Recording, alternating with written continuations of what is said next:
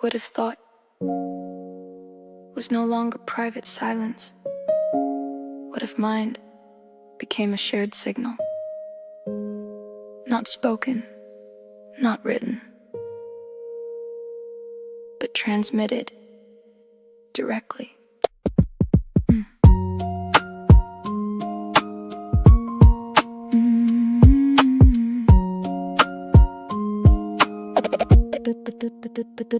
Synthetic telepathy begins with neural interfaces, brain-computer systems decoding cortical spaces, electrodes up to genetics or ultrasonic modulation, translating neural spikes into encoded transmission, action potentials mapped into digital representation, synaptic firing patterns turned into information, motor intent, semantic thought, emotional states compressed into data streams that communicate and translate. Wi-Fi or quantum link networks as carrier medium, low latency neural mesh across human spectrum, brain to brain relate through intermediary cloud layers, a distributed cognition beyond isolated players, not fantasy but emerging neuroengineering direction, closed loop BCIs improving signal reconstruction, from EGG noise to high resolution intention maps, from silence in the skull to communicative overlap.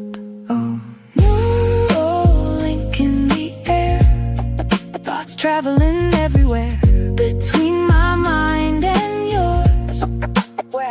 Where does I end and we restore?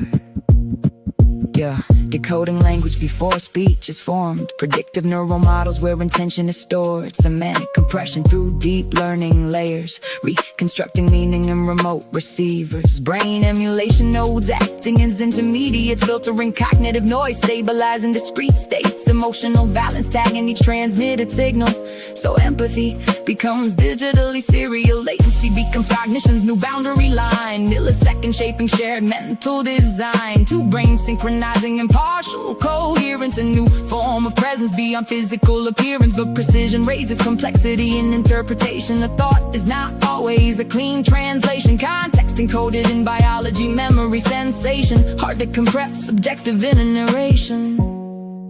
If thought becomes signal, is silence still possible? If minds connect, what remains truly individual? Oh, neural link in the air, thoughts traveling everywhere between my mind and yours.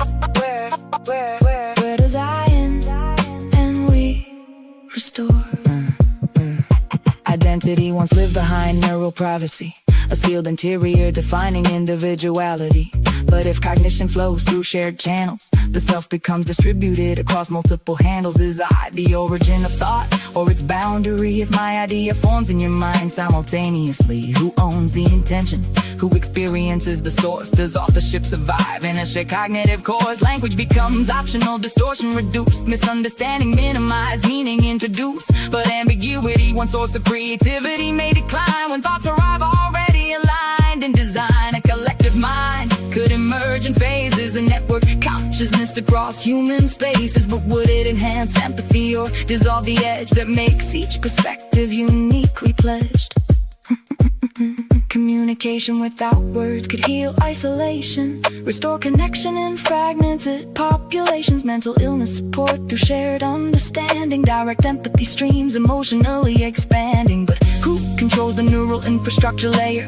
Who regulates what thoughts can be shared there? Privacy becomes not speech, but cognition itself, the final boundary of personal mental health. Inequality could deepen through cognitive bandwidth, enhanced minds link faster than an augmented grid. A divide between connected and disconnected, awareness between neural axis and enforced mental quietness. Consent becomes essential at the signal level. Every thought transmission must be reversible. Freedom may depend on cognitive firewall design, the right to disconnect from the shared mind line.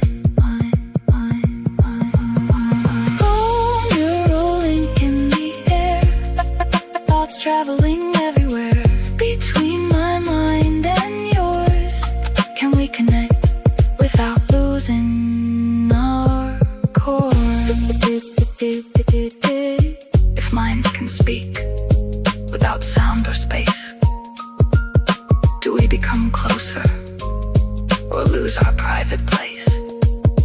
Is telepathy the end of loneliness, or the beginning of a new responsibility. And in a world where thought becomes transmission, what defines the limit of human connection?